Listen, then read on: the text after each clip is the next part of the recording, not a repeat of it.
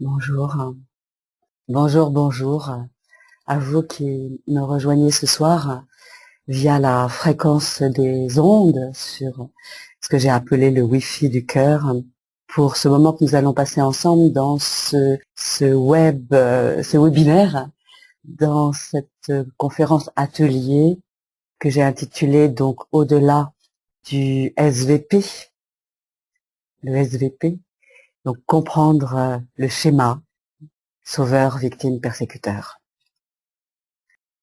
grâce à ce fabuleux moyen de communication. Et je remercie la technique pour cela.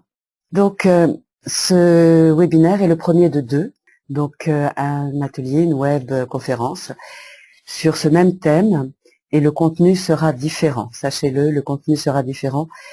Même si j'ai préparé beaucoup de notes, et là je suis entourée de mes notes, je le fais en live avec vous, en direct avec vous, sur ce thème-là, avec l'énergie dans laquelle je suis à cet instant, avec l'énergie dans laquelle vous êtes à cet instant.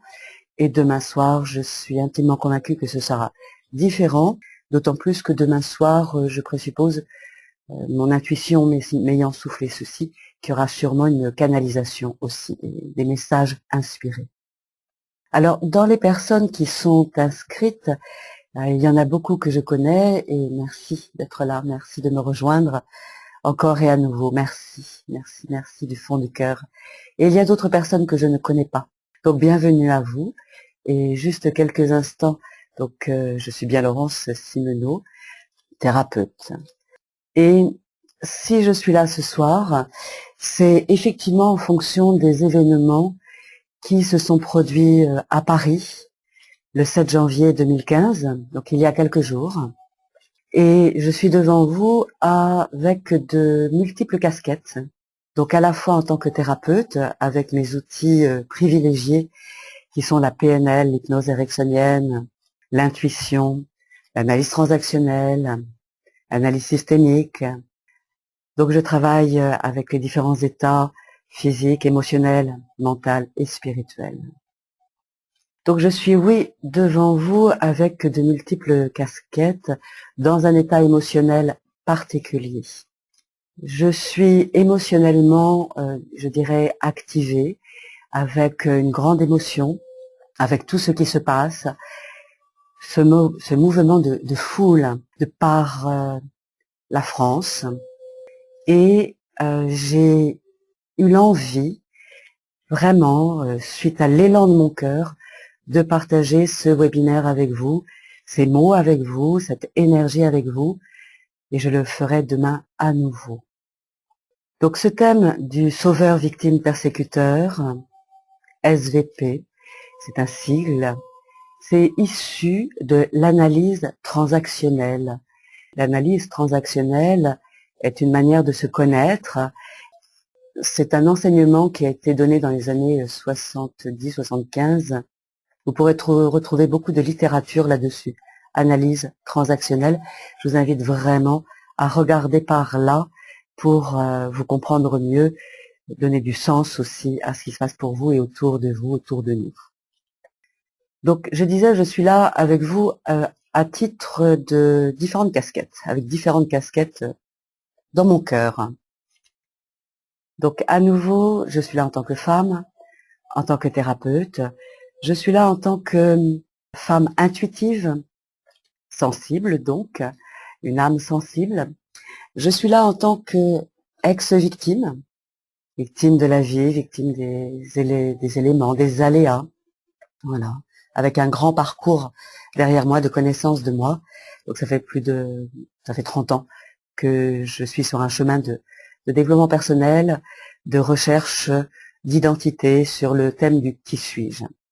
Et je suis là aussi devant vous en tant que fille de, comment dirais-je, pardonnez-moi parce qu'effectivement je suis dans l'émotion, comme beaucoup de monde actuellement. Donc je suis petite fille de déportés, petite fille donc d'immigrés de Pologne. Donc j'ai vécu ce que sont les drames liés à la victime. Et je me suis comportée beaucoup en victime. puisque en tant que petite fille juive, j'ai cru qu'il fallait me cacher, j'ai cru que je n'étais pas acceptée, ce qui était vrai puisque j'ai fait partie des êtres qui ont subi donc des maltraitances liées au racisme, mais surtout liées à l'antisémitisme. Donc j'ai vécu cela, même si je suis née 12 ans après la Deuxième Guerre mondiale. Je suis née en 1957. Et pourtant, bah, voilà. Donc j'ai vécu cela. Et donc dans ma famille, beaucoup d'êtres ont été déportés. Et j'ai porté moi-même toute cette souffrance. Et au fur et à mesure de mon travail personnel, donc j'ai pu transformer les choses, vivre, vivre, survivre au départage, et puis vivre. Et aujourd'hui, je vis exactement la vie que je me suis rêvée, la vie que je me suis choisie dans tous les domaines de ma vie. Et je fais de mon métier, en quelque sorte, une forme de devoir de mémoire aussi. Et c'est ainsi que je suis devenue auteure et que j'ai commencé à transmettre par l'écriture aussi, en dehors de mes séminaires et de mon activité de thérapeute en séance individuelle. Tous mes ouvrages d'ailleurs parlent de cela, de la transformation des états émotionnels lourds en retour à la lumière intérieure pour se rappeler qui l'on est vraiment au-delà des étiquettes, au-delà des apparences, au-delà des conflits. Voilà. Et en développant tout cela, avec toute cette compréhension que j'ai de la vie maintenant, au fur et à mesure, à l'âge que j'ai, eh bien, je peux transmettre du mieux que je le peux des outils qui peuvent aider les gens qui sont dans la souffrance. Donc, en analyse transactionnelle, il y a des schémas de vie que nous vivons tous, et je dis bien tous, quel que soit l'âge.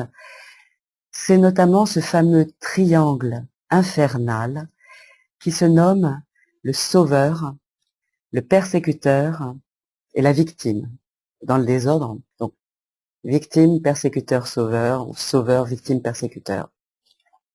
Le SVP, donc ça n'est pas du tout le s'il vous plaît, si ce n'est que le s'il vous plaît à ce moment-là, il est empreint de quête, d'atermoiement, d'apitoiement, de tristesse et de chagrin.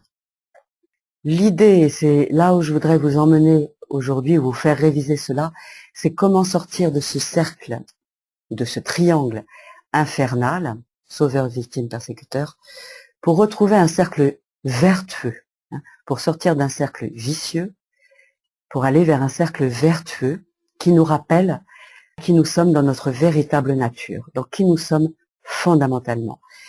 Et je vous donne tout de suite l'indication de qui nous sommes tous et chacun en vérité, et cela est dit dans des textes depuis des millénaires. Nous sommes lumière, nous sommes amour, nous sommes des âmes incarnées, étant venues sur Terre nous incarner pour vivre une expérience dans la matière, afin de déployer nos talents, nos créativités personnelles, et de pouvoir aimer, être force d'amour. Voilà, dans cette dimension de la dualité qu'est la Terre, c'est comment sortir de cette dualité pour revenir à l'unité. Donc, lorsque nous parlons de ce triangle infernal, quand nous sommes chacun, quand nous nous considérons nous-mêmes, vis-à-vis de nous-mêmes ou vis-à-vis des autres, comme un sauveur, une victime ou un persécuteur, nous nous meurtrissons. Et là, je dois dire que j'ai envie de vous partager cela à cet instant, puis comme ça va me dégager de cette énergie émotionnelle, c'est que je suis née à Paris, j'ai toujours vécu à Paris, et je rêvais, enfant, qu'il y ait une foule de gens, de Français, de gens habitant en France et dans le monde, qui partagent cette intention du cœur d'être dans la paix, dans la fraternité, dans l'harmonie, de dire oui à la paix. Parce que, et j'ai envie de vous le partager, parce que je fais partie de ces personnes qui ont vécu cachées, parce que je croyais que je n'avais pas le droit d'exister, parce que je croyais que je n'avais pas le droit à la parole, parce que je n'avais pas le droit à la parole, parce qu'il fallait que je me protège. C'est ce qui m'avait été expliqué lorsque j'étais petite dans ma famille. Et si tant est qu'il ne m'avait pas expliqué cela tel quel, c'est ce que j'en avais compris. C'est ce que j'avais interprété.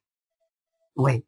Enfant, dès toute petite, vraiment, parce que j'étais déjà intuitive, j'avais compris que quelque part j'avais pas le droit de vivre.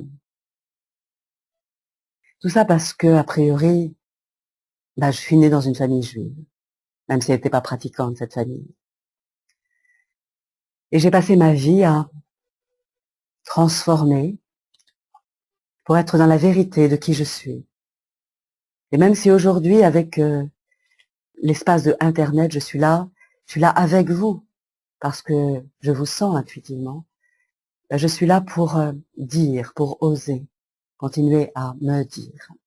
Et voyez-vous, il y a quelques mois de cela, je disais à un ami proche que je prenais une décision encore et à nouveau, 2 décisions, que je choisissais encore la vie et que je choisissais de parler, de dire où j'en étais, de dire ce que j'avais compris de la vie et que j'étais prête encore davantage à parler de mes livres, des contenus de mes livres, à des tribunes, sur Internet, dans des stages, des conférences, comme je le fais pourtant depuis des années maintenant, ça fait 10 ans. Et je sentais qu'il y avait comme une marche supplémentaire. Et je disais à cet ami proche, vois-tu, si toutefois je monte à cette tribune encore davantage, et que je prends le micro, et pardonnez-moi parce que je sens l'émotion être là, et je lui disais, si toutefois il y a quelqu'un qui vient dans la foule, et qui pointe vers moi un revolver, un pistolet, une mitraillette, et qui me tue, eh bien je me serais dressée, j'aurais parlé. Vous l'entendez peut-être à ma voix, bien entendu, je suis émue. Et j'avais pris cette décision de monter. C'était, oui, quelques mois avant qu'il se passe ce qui s'est passé à Charlie Hebdo. Et puis quelques semaines après que j'ai pris cette décision, et que j'avais surtout cette pensée qui est que même si quelqu'un vient me tuer alors que je suis à la tribune, je suis prête à me lever, je me suis dit, il y a quelque chose de pas juste là-dedans. Quelque chose qui n'était pas impeccable. Alors je me suis dit, il faut que je lâche ça. Je fais ce que j'ai à faire. Et puis, on verra bien. Parce que je sais, et peut-être que vous le savez aussi, ou que vous l'avez oublié, c'est que tout a un impact. Dans ce monde, sur cette terre, il y a la loi d'attraction et de répulsion. La loi d'attraction. Mais qui dit attraction dit aussi répulsion. C'est les extrêmes. C'est la dualité. Il y a la loi de cause à effet sur cette terre. C'est-à-dire que vraiment, tout ce que nous émettons a un impact. Est comme un boomerang. Aussi, tout ce que nous émettons, chacun d'entre nous, comme pensée, tout ce que nous faisons comme geste, la manière dont nous disons les phrases, les mots, l'intonation, les regards que nous portons, le regard que nous offrons à quelqu'un, ça peut être un regard doux, un regard acide, un regard cinglant, tout a un impact. Ça veut dire que tout nous revient, tout nous retourne vers nous. Si je dis une parole cruelle à quelqu'un, cette énergie, cette parole me sera retournée. Si je fais un geste de taper sur quelque chose ou quelqu'un, Je deviens ainsi un persécuteur.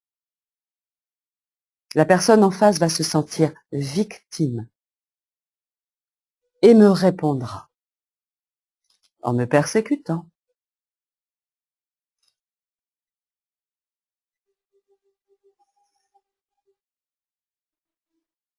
Nous sommes tour à tour victimes, persécuteurs, sauveurs, vis-à-vis de nos entourages respectifs, dans notre vie quotidienne, avec nos mots, à nouveau, nos gestes, nos paroles.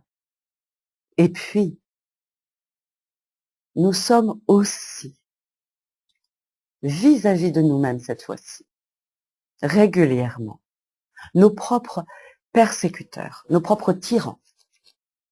Nous sommes victimes de nous-mêmes aussi. Nous sommes nos propres sauveurs aussi. L'idée est de sortir de tout cela. Et pour sortir de quelque chose, il faut déjà y rentrer. Et souvent, nous y sommes rentrés dans ces énergies sans conscience. Donc l'idée, le thème, c'est d'être conscient de ce qui se passe en nous. Quand est-ce que nous sommes victimes? C'est-à-dire quand est-ce que nous avons un comportement de victime, une attitude de victime, une posture de victime. C'est comprendre aussi quand est-ce que nous avons une posture, une attitude, un comportement de persécuteur par rapport à nous-mêmes et par rapport à l'extérieur. Et par rapport à l'extérieur, c'est dans tous les domaines de la vie, dans notre couple, dans notre famille, avec les inconnus, avec les commerçants, avec nos collègues de travail, avec nos amis, avec les gens que nous ne connaissons même pas, les étrangers. Et puis, l'idée est de prendre conscience de quand et comment nous sommes dans la posture du sauveur, du Zorro, du Superman, vis-à-vis de nous-mêmes et vis-à-vis de l'extérieur. C'est important que, au quotidien, et je vais même plus loin, qu'à chaque instant de nos vies respectives, nous soyons conscients de ce qui se joue à l'intérieur de nous, dans notre posture intérieure. À cet instant précis, est-ce que je suis dans la victime? Est-ce que je suis dans le persécuteur? Est-ce que je suis dans le sauveur? Vis-à-vis de moi, vis-à-vis de l'extérieur. Conscience, conscience, conscience. Parce que, une fois qu'il y a cette conscience qui est là, l'idée n'est pas de nous blâmer, non. L'idée est justement de nous redresser, de dire, ok, voilà, je constate ça et j'ai le choix d'être autrement, d'agir autrement, de dire autrement les choses. À cet instant, je vous invite à cela, si vous voulez bien. Demandez-vous, à cette période de votre vie, vous-même, vis-à-vis de l'extérieur et vis-à-vis de vous-même. Quand êtes-vous? Quand avez-vous cette attitude d'être un persécuteur ou d'être une victime ou d'être un sauveur?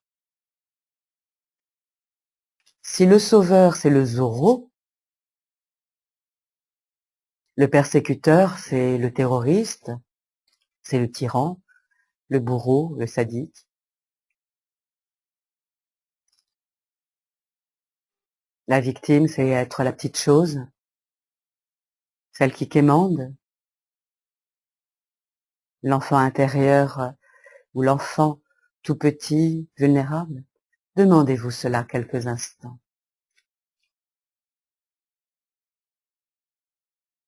Êtes-vous plutôt d'un comportement vous-même, sans jugement, sans jugement? de victime, de tyran persécuteur, de sauveur.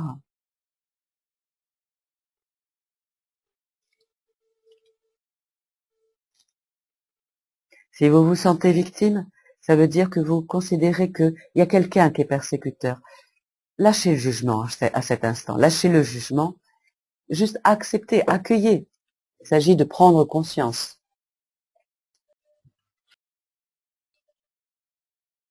Est-ce que vous avez le sentiment que votre patron ou que votre époux vous persécute? Vous sentez-vous enfermé à cet instant, interdit de parler par l'extérieur? À ce moment-là, vous êtes victime, vous vous sentez victime.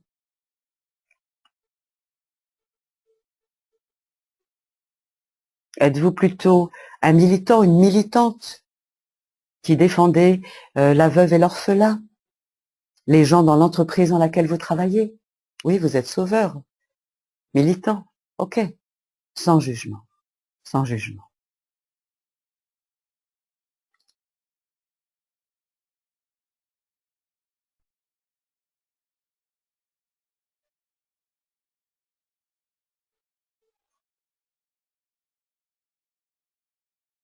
C'est déjà éveiller votre conscience que de faire cela, de vous poser la question, de conscientiser, de prendre conscience. Autour de vous, dans votre entourage, quelles attitudes ont les gens autour de vous? Est-ce que vous avez le sentiment qu'ils se comportent plutôt comme des victimes, des bourreaux, des super-héros, des sauveurs?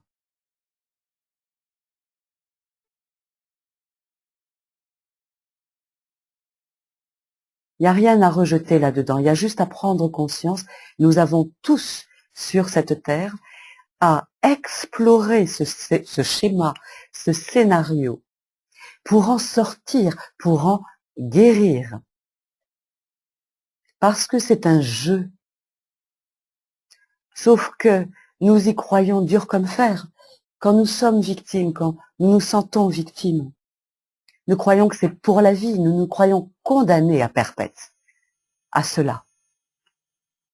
Quand nous sommes persécuteurs, c'est que nous avons souvent, ou des fois, envie que les choses bougent. Nous avons envie de secouer les autres.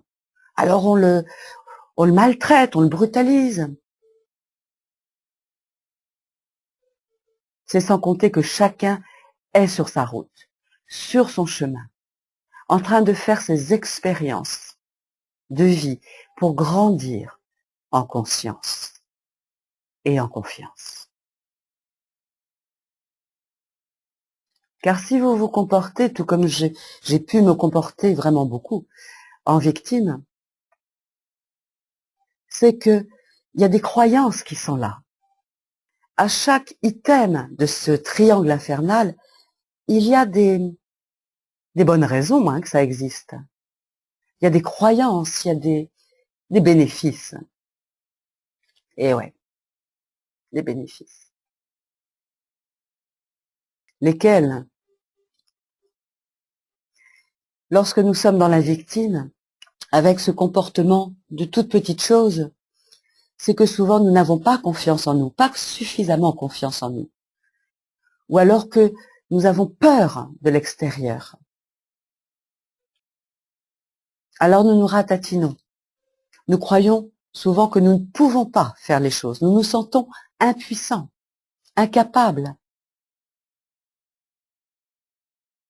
Nous croyons que les autres nous font du tort, vont nous faire du tort. Nous avons peur de mourir. Alors, nous nous ratatinons. Nous gênions en tant que victimes. Mais si nous avons cette énergie-là, puisque tout est vibration, nous sommes vibration, à ce moment-là, nous allons attirer à nous des gens qui vont nous persécuter. Et nous allons valider ce schéma-là que nous avons bien raison de penser que nous sommes une victime.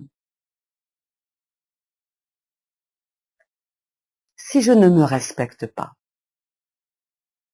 que je me maltraite moi-même, avec mes pensées, avec mon attitude, eh ben, je vais pas me faire respecter à l'extérieur. Celui qui ne va pas me respecter à l'extérieur, ça va être le bourreau, le persécuteur pour moi. Et dans ma vie, j'en ai rencontré beaucoup. Pourquoi j'ai rencontré beaucoup lorsque j'étais enfant et adolescente et jeune femme? Disons qu'aujourd'hui, je suis un peu plus vieille. Pourquoi j'ai rencontré autant de vicieux, de sadiques, de méchants? Parce que moi, je me croyais une victime. Mais j'étais inconsciente de ça. C'est comme si j'avais revêtu ce vêtement-là. Pourquoi j'avais revêtu ce vêtement-là de la victime?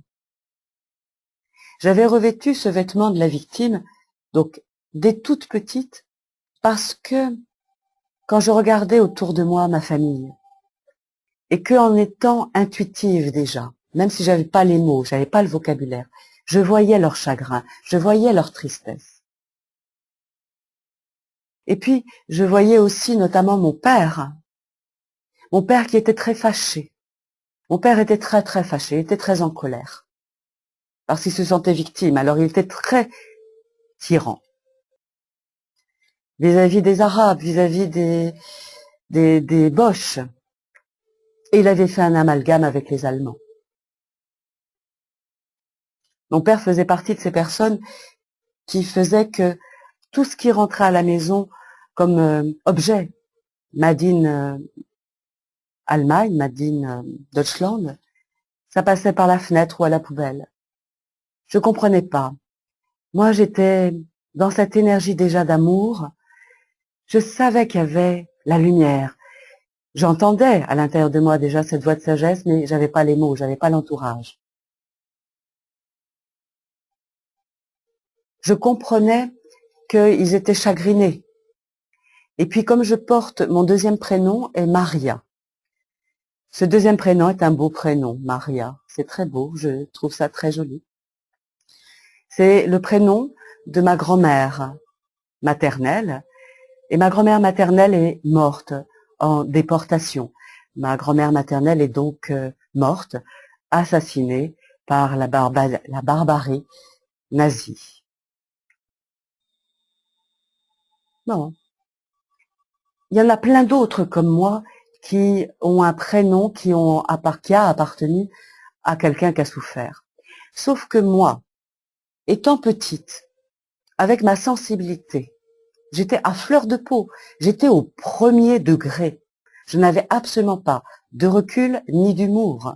Je prenais tout, pouf, pour argent comptant, comme le font les personnes intuitives, les personnes sensibles. Elles prennent pour elles. Alors, j'avais pris pour moi le drame de ma grand-mère. J'avais pris pour moi la souffrance de mes parents. Ils ne la disaient pas. Elles suintaient de leurs êtres, de leurs regards. Et comme j'étais l'aînée de la famille, je n'avais pas d'autres références autour de moi. Alors je me suis repliée, repliée, et je considérais que le monde était hostile, que le monde était dangereux. Mais tout ça, ça n'était qu'une interprétation. C'est moi, dans ma tête, avec ce que je captais dans mes sens, dans mes sensations,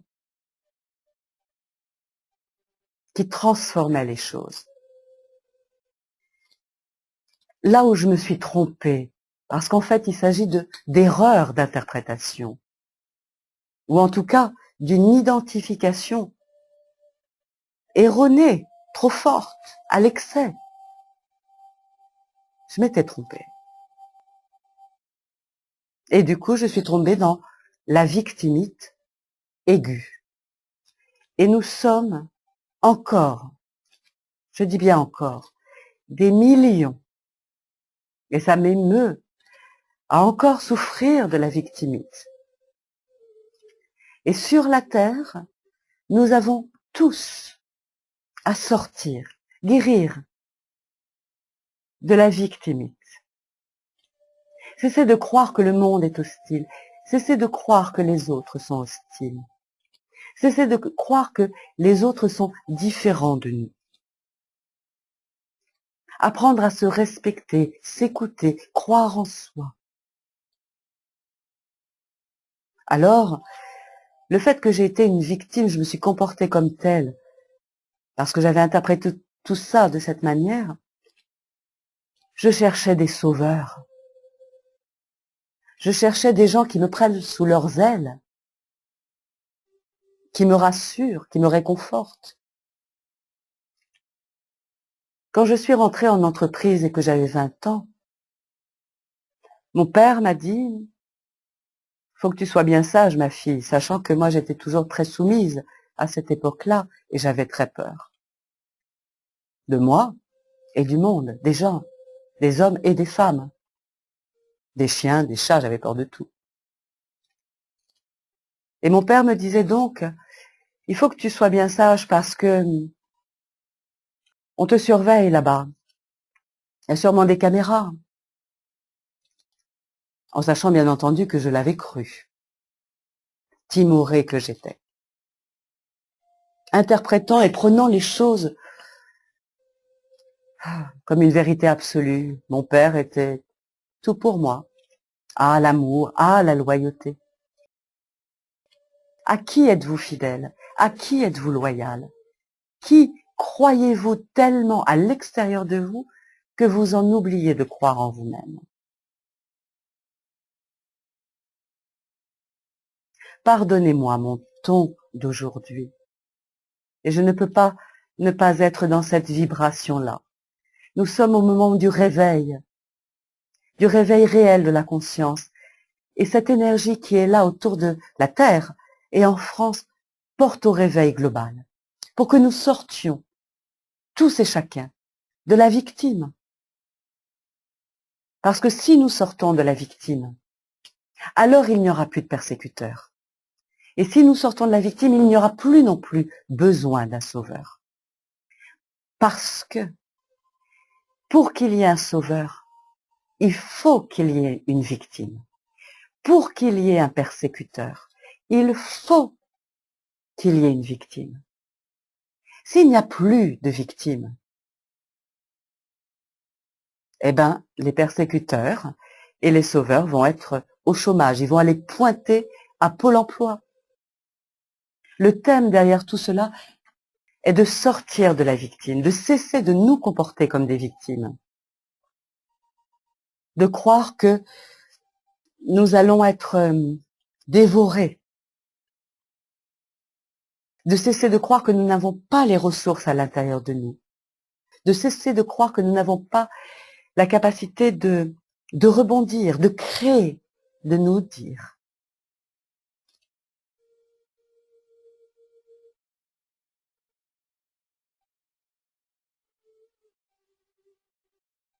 Maintenant, je le disais, tout a un reflet, tout a une résonance, un impact. Lancer un caillou dans de l'eau, il va y avoir des cercles concentriques, n'est-ce pas? Et si rien n'arrête ces cercles concentriques, ils vont vous revenir de l'autre côté de la Terre. Ben oui. Alors, si nous lançons des mots acérés, durs, des flèches, à nouveau elles vont nous revenir. C'est ok, mais sachons ce que nous faisons. Sachons ce que nous faisons. Je dis cela car je veux aborder le thème de l'humour avec vous, le thème de la dérision, le thème du recul, du non-recul. Sachez qu'une personne sensible, qui se voit comme une victime, n'a pas de recul donc, prend tout au premier degré, prend tout pour elle. C'est comme s'il y avait au niveau du cœur une faille, une plaie qui sointe. Un exemple, lorsque petite, donc je n'avais pas de recul, je n'avais donc pas d'humour du tout, hein. Je prenais tout pour argent comptant. Lorsque des personnes racontaient une histoire juive, que ces personnes soient juives ou non, pouf, ça me percutait à l'intérieur de moi et j'avais mal, parce que tout d'un coup je sentais l'histoire de ma famille, je sentais l'histoire de mon propre grand-père, qui lui a survécu à la guerre, mais qui a dû se cacher pendant toute la guerre. Lorsque l'on racontait des histoires drôles, je prenais pour moi. Et je prenais pour moi au point de pleurer. Parce que qu'est-ce qui se passe justement quand nous entendons quelqu'un nous parler, comme je suis en train de vous parler? C'est simplement de quelqu'un qui fait du bruit avec sa bouche et le son vient pouf, à l'intérieur dans notre tête et nous en traduisons quelque chose. Et puis ça rentre. Eh bien, il y a plusieurs manières de réagir. Et c'est cette réaction qui est à conscientiser et à rendre impeccable. Donc, lorsque quelqu'un nous dit quelque chose,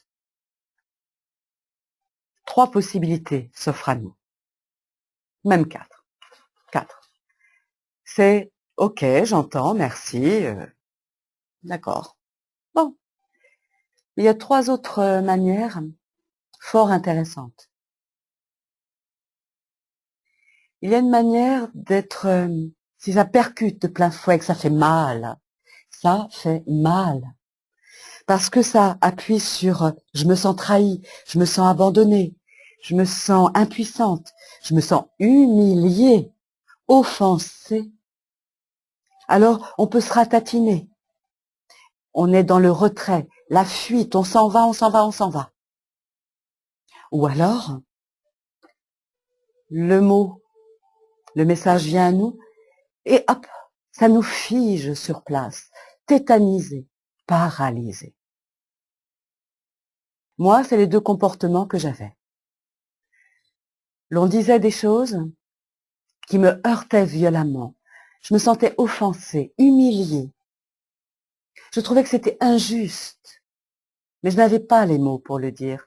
Je n'avais pas le courage, je n'avais pas le vocabulaire, je n'avais pas l'énergie. Je me vivais comme soumise, passive. Donc je me paralysais, je me figeais ou je partais.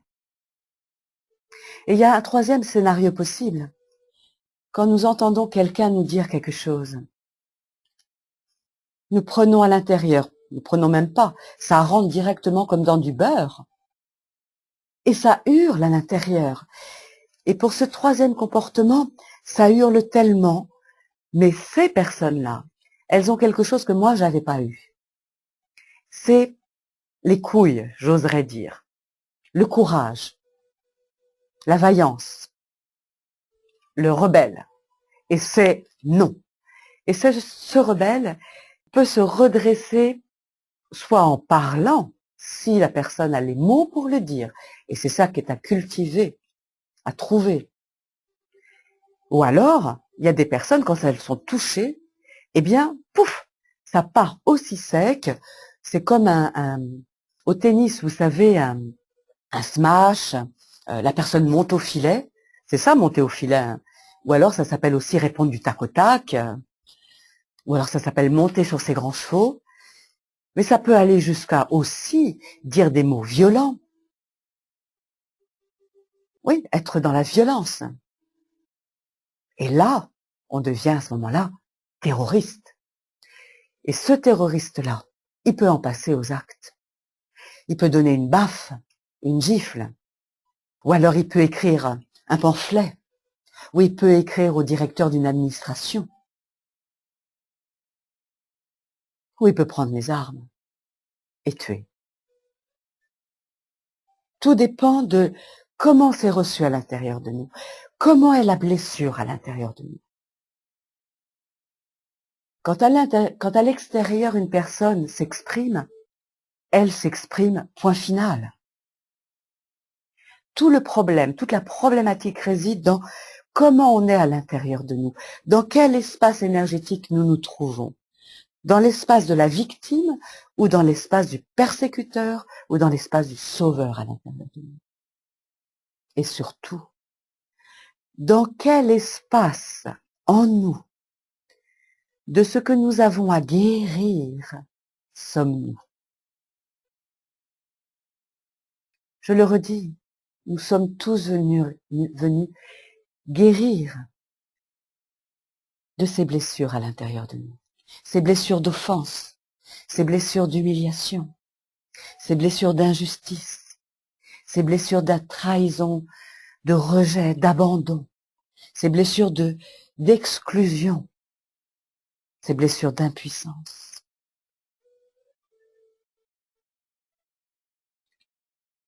Vous savez, lorsque, avec déjà tout ce que je vous partage, vous allez comprendre, et j'illustre du coup par mon expérience ce que vivent encore beaucoup de gens, même si nous nous levons à beaucoup pour marcher dans les rues de Paris, pour dénoncer les assassinats qu'il y a eu, nous sommes beaucoup à vivre encore cela au quotidien. Nous avons à cesser de vivre cela. Je voulais dire que étant avant sans humour, ça fait disons une quinzaine d'années que je développe l'humour. Ça n'a pas été de mince affaire, mais bon, c'est en cours. Même si à cet instant de ce moment que je suis avec vous, bon, c'est pas là vraiment. Ça sera pour plus tard. Toujours est-il que le magazine de Harakiri, qui est devenu par la suite Charlie Hebdo, Le Canard enchaîné par exemple, sont des journaux donc français que vous connaissez sûrement ou peut-être, donc des journaux d'humour. Eh bien, ils étaient en kiosque quand j'étais petite. Des gens autour de moi le lisaient et j'ai essayé. Je vous assure que j'ai essayé de lire ces journaux.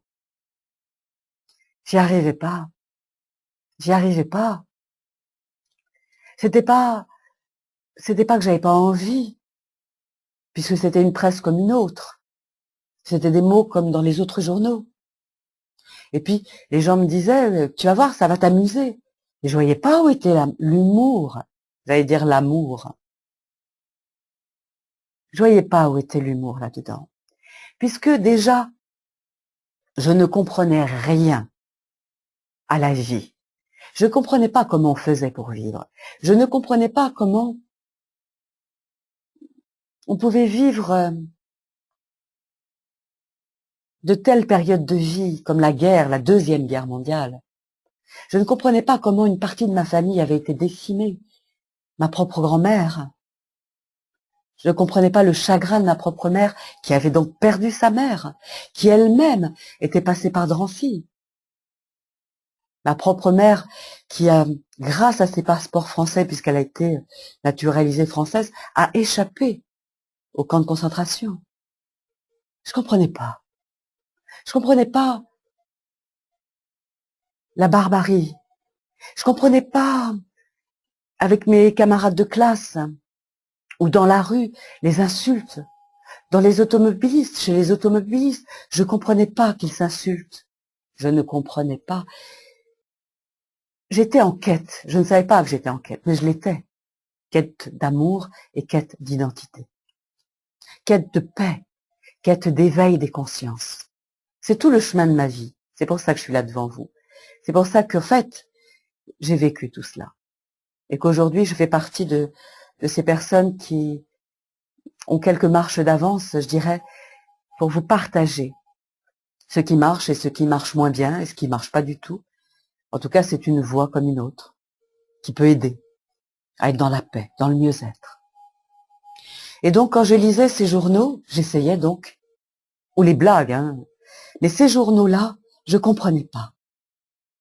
Et quand toutefois je comprenais, l'image, le dessin, Ça a activé ma propre blessure. Et tant que je n'étais pas passée par la case de la thérapie, ma blessure était telle que soit je pleurais, soit je mettais en boule le journal, parce que j'étais pas capable de taper quiconque. Tant mieux. Parce que je n'étais pas capable d'avoir du recul, d'avoir de l'humour. Je n'excuse en rien les gens qui se lèvent et qui tapent. Mais je comprends. Et le mot-clé pour moi est de comprendre. Déjà, je me suis comprise moi-même et j'invite chacun à se comprendre lui-même, elle-même. Dans ce qui est activé à l'intérieur comme blessure pour en arriver à des comportements agressifs ou de retrait, de fuite ou de paralysie. Mes parents ont changé de nom lorsque j'avais, moi, 9 ans et demi. Comme je n'ai pas eu mon mot à dire, puisque je n'avais que 9 ans et demi, j'ai accueilli. Et en une fraction de seconde, je me suis appelée Simenon, le nom que je porte aujourd'hui. Il a donc été francisé, le nom. Mes parents ont voulu me protéger, nous protéger, avec mon frère, mais je n'avais pas compris. Et puis c'était une ultra protection. J'ai été ultra protégée. Et cette ultra protection a fait que je me suis ratatinée. Toujours est-il que, en m'appelant Simenon, devant vous, vous voyez, je suis blonde, j'ai les yeux verts, je n'ai pas un nez fourchu, non, comme dans les critères de ce qui était indiqué pendant la Deuxième Guerre mondiale, dans les articles des journaux. J'étais ce qui s'appelle tranquille. Et du coup, à partir de 9 ans et demi, lorsqu'autour de moi, des gens, des camarades de classe, disaient devant moi, en parlant d'autres personnes, « Ah, ça c'est un juif, sale juif », pouvez-vous ressentir mon chagrin à l'intérieur? Pouvez-vous sentir comment je me ratatinais, puisque je n'étais pas capable de parler? Combien sommes-nous encore dans cette atmosphère-là? Cela vous parle peut-être de vous. À quel moment cela vous touche tellement, ce qui se passe à l'extérieur, que vous n'osez pas dire, et ça vous ratatine à l'intérieur?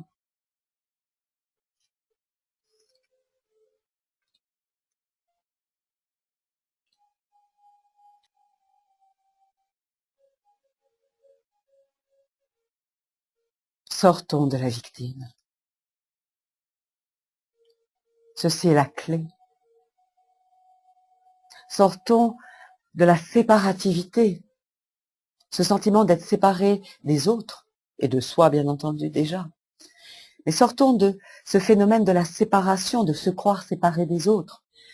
Nous sommes sur la même Terre, elle tourne dans l'espace, dans cette galaxie, au sein de l'ensemble des millions de galaxies.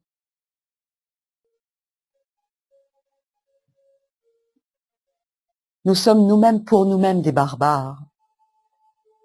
Si nous sortons de cette barbarie à l'intérieur de nous, que nous entretenons par nos paroles intérieures, les pensées que nous entretenons déjà vis-à-vis de nous-mêmes, quand nous nous disons « je suis conne, je suis con, je suis nul, je suis un idiot, une idiote, j'y arriverai jamais, tu es à moi que rien », c'est de la barbarie vis-à-vis de nous-mêmes. Nous nous enfermons nous-mêmes, nous nous incarcérons nous-mêmes dans nos geôles intérieures. Sortons, libérons-nous de ça.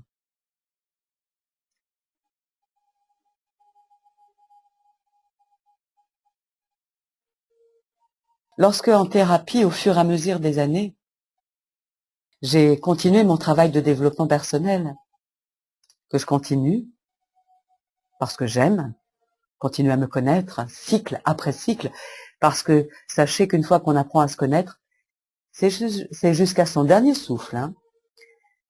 Pour être dans la conscience, c'est à chaque instant, et comme la vie avance, et que chaque cycle est nouveau, avec des situations nouvelles, eh ben, nous apprenons à chaque instant. Et donc, en développant donc cette conscience de moi, j'ai pu aussi découvrir à quel point j'ai été aussi, et je peux être, persécutrice vis-à-vis de moi, quand je me maltraite en me disant des mots pas gentils, combien je me suis maltraitée en me disant des mots pas gentils du tout.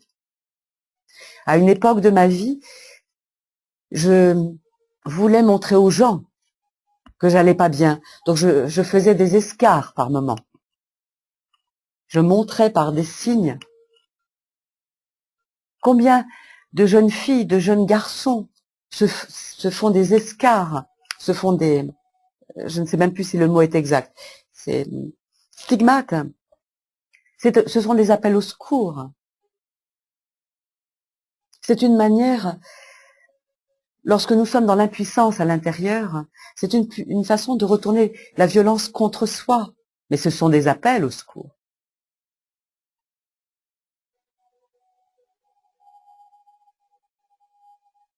Donc oui, j'ai découvert aussi que je suis persécutrice. Cette violence-là, je me la suis retournée contre moi. Parce que la violence, il y a deux manières de l'extérioriser. Lorsque nous nous sentons offensés, humiliés, injustement traités, cette violence, nous pouvons donc la retourner contre nous-mêmes, jusqu'à nous tuer. Ça s'appelle les tentatives de suicide. Et je suis passée par là aussi.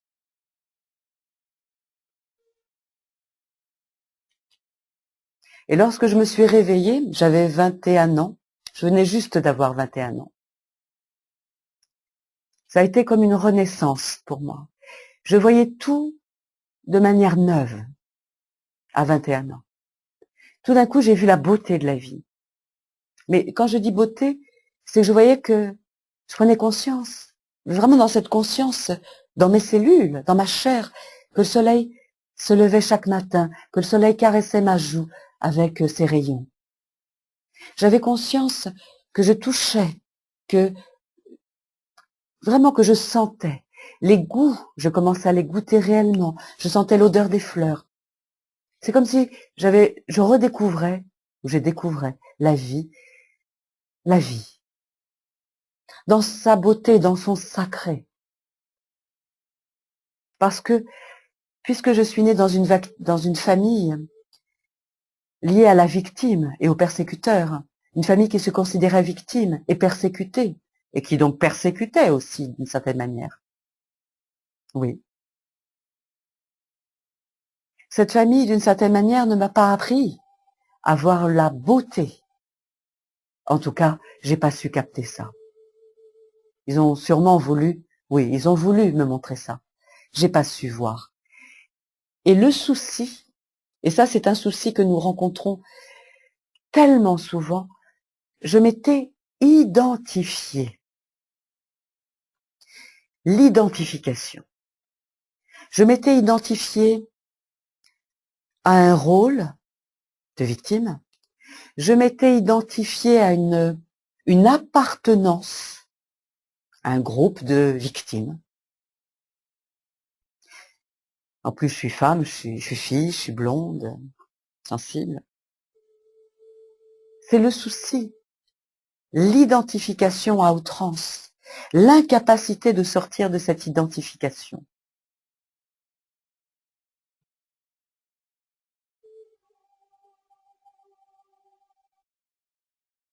À quel club vous identifiez-vous? Est-ce que vous vous identifiez au club des victimes? Est-ce que vous vous identifiez au club des persécuteurs? De ceux qui agissent? Parce qu'effectivement, les persécuteurs, ce groupe-là, ils agissent. Tout comme la victime, elle se laisse prendre en charge, elle se laisse bercer. Le club de persécuteurs, lui, c'est un groupe qui agit, qui est acteur, décideur. Ou à quel groupe? Ce troisième groupe appartenez-vous? Au club des sauveurs? Celui-là aussi qui agit autrement, différemment. Demandez-vous cela à cet instant, si vous le voulez bien.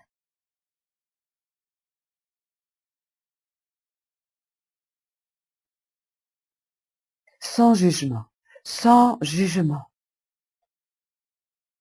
Car c'est le jugement qui nous fait nous installer définitivement, ou encore plus, en cultivant ce sentiment d'appartenance. Car en fait, vous appartenez, nous appartenons au club des vivants, au club des âmes incarnées sur cette terre. Nous appartenons au club des êtres d'amour que nous sommes en vérité. Mais à quel club? Au niveau de la dualité, au niveau de la densité, au niveau de l'horizontalité, au niveau de la troisième dimension. Vous identifiez-vous.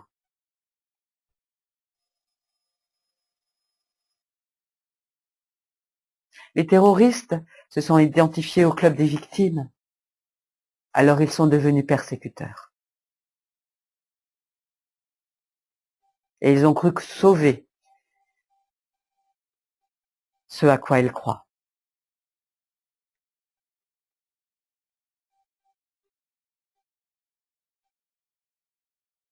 Car ce qui est là derrière, c'est la question, et il y en a deux. À quoi croyez-vous?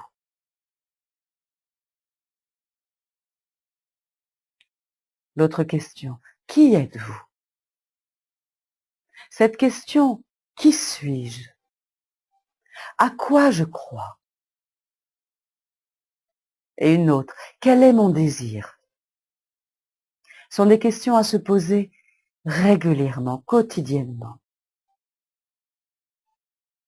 pour réajuster nos comportements, nos attitudes vis-à-vis de nous-mêmes et vis-à-vis des autres. À quoi croyons-nous? À qui croyons-nous?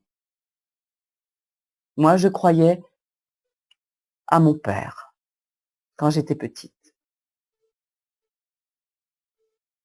Ma mère, c'était mes dieux. Il n'y avait pas de religion au sens de tradition. Il n'y avait pas d'office, on ne pratiquait pas dans ma famille. Je croyais dur comme fer ce que disaient mes parents. Moi, ultra sensible et naïve, innocente. Lorsque mon père me disait, quand j'étais petite, de toute façon, tout ce qu'ils disent dans les livres est faux, ben, je l'ai cru. À quoi croyez-vous? Quel que soit votre âge aujourd'hui. À quoi croyez-vous? À qui croyez-vous? C'est-à-dire, où placez-vous le pouvoir? Votre pouvoir. Car en fait, au final, la divinité, elle est à l'intérieur de chacun d'entre nous, dans notre cœur. Mais nous croyons l'extérieur. Nous croyons que la divinité, elle est à l'extérieur. Nous projetons à l'extérieur. Nous projetons à l'extérieur un Dieu. Nous projetons à l'extérieur un bourreau, un tyran. Nous projetons à l'extérieur un sauveur. Mais nous avons tout à l'intérieur. Ceci est vraiment un chemin de conscience, un chemin de travail. Ça se fait pas en une fraction de seconde. Quoique, les miracles existent, j'y crois. Les prises de conscience, les éveils. Et les jeunes générations sont venues là pour nous dire, je vois des choses en moi, disent les jeunes, les petits, les jeunes. J'entends mon intuition. Ah, j'ai envie de ceci, cela. Écoutons-les. Car lorsque j'étais enfant, j'entendais ma voix de sagesse. Je voyais aussi des phénomènes psychiques. Et comme l'entourage n'était pas propice à cela, je ne me suis pas crue. Je suis devenue là ma première persécutrice, en enfermant dans ma geôle intérieure mes capacités intuitives. Mon amour, ma tendresse, ma délicatesse, ma créativité. Nous avons chacun et chacune donc à sortir de la victime.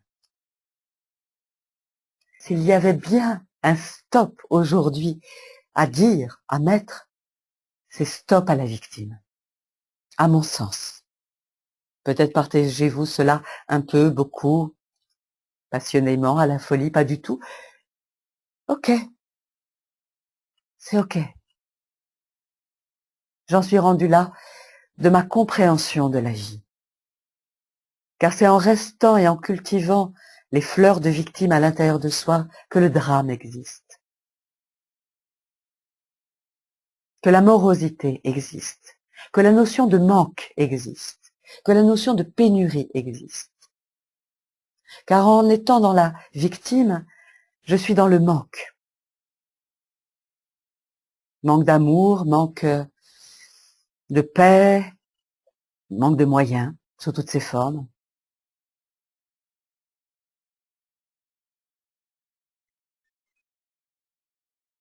Je suis née donc dans une famille où j'ai compris, à tort ou à raison, en tout cas j'avais compris, et ça m'a donné beaucoup de souffrances psychologiques et physiques.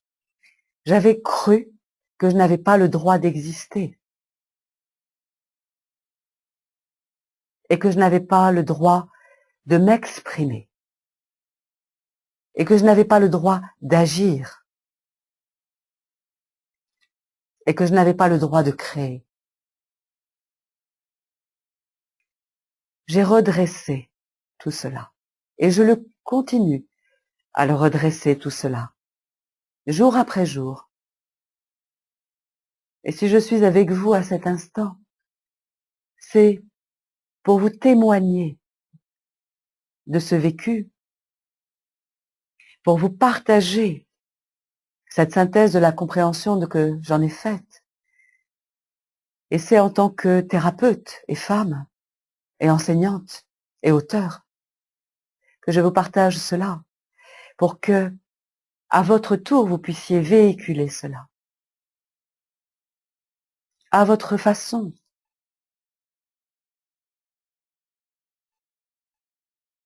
Vous savez, il y a des milliers de fleurs sur cette terre. Si chaque fleur se sentait victime, elle ne se redresserait pas. Elle ne déploierait pas leurs pétales, toutes ces fleurs.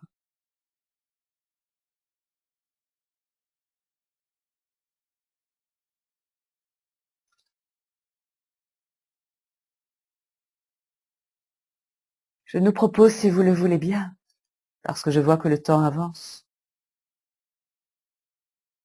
et vous le voyez bien, vous le sentez sûrement, vous l'entendez, j'ai encore envie de vous partager beaucoup de choses, et c'est pour ça que il y aura encore cet autre moment demain. Je nous propose, si vous le voulez bien, si nous le voulons bien, de prendre un moment de silence. Je suis avec vous, je vous sens énergétiquement. Nous sommes 26 à cet instant. Regardons-nous, ou peut-être fermez vos yeux. Respirons dans notre cœur.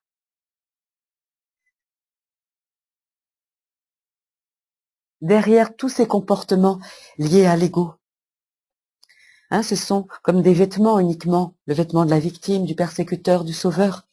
Rentrons à l'intérieur, au-delà, au-delà, au-delà, dans notre cœur, dans notre centre de lumière, au cœur de notre cœur. Et respirons en nous installant dans cette facette de notre être qui est véridique,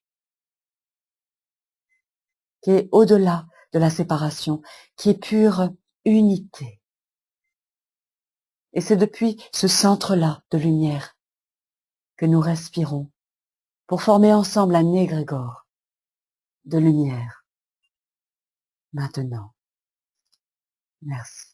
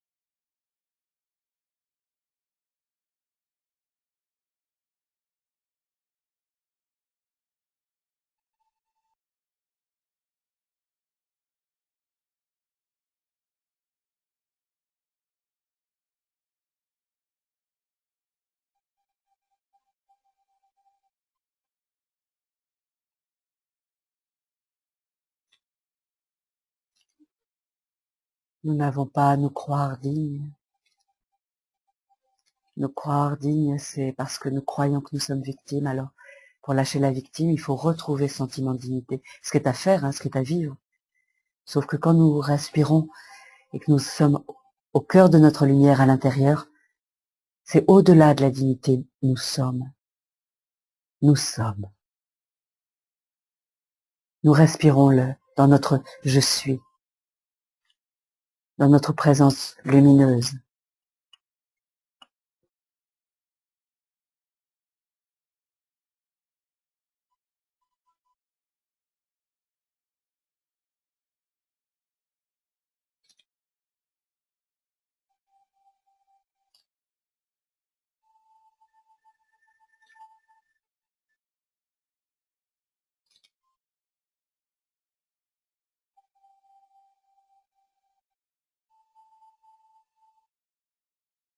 Et je vous propose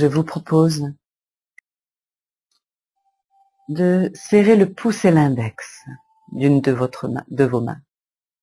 Serrez le pouce et l'index d'une de vos mains pour ancrer cette ambiance. Ça s'appelle un ancrage, une encre portative, une encre de ressources, qui ancre cet état intérieur, qui est relié à l'unité, unité centrale. Et à chaque fois que vous serrerez votre pouce et votre index de cette manière, vous recontacterez cette ambiance. Et ainsi, lorsque vous marcherez demain, si vous marchez, tout comme je marcherai dans cette marche à Paris, je vous invite et je vous suggère, si vous le souhaitez bien entendu, de serrer votre encre de ressources, pouce index, et vous serez dans cette ambiance, au cœur de votre cœur, au-delà de la dualité, au-delà de l'ego, au-delà de toute forme de séparativité, et dans un climat de compassion.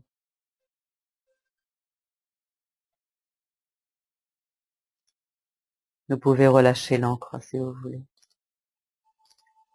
Et je vous remercie du fond de mon cœur pour votre présence, pour votre écoute, pour votre sensibilité, que je ressens, que je vois. Je vous l'ai dit, mon côté intuitif est là. Merci d'avoir été là. J'ai adoré ce moment. Merci du fond du cœur parce que vous l'avez vu, et entendu et senti. Il y a eu mon émotionnel aussi qui était là puisque je suis nue devant vous, quoi. Même si je suis habillée, je suis dans ma vérité, quoi. Et nous avons tous à être dans notre vérité et à trouver les mots pour le dire. Donc encore 1000 fois, merci de votre écoute.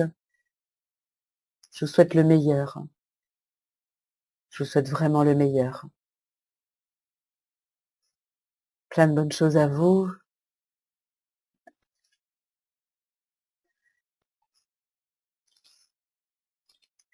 C'est un partage d'énergie qui se fait là. Je sens votre énergie et je sens que vous recevez la mienne aussi. C'est que ça s'appelle un égrégore de lumière. On est ensemble, via les ondes, dans ce fameux Wi-Fi du cœur. comme j'aime là, à l'appeler. Et ça fait du bien.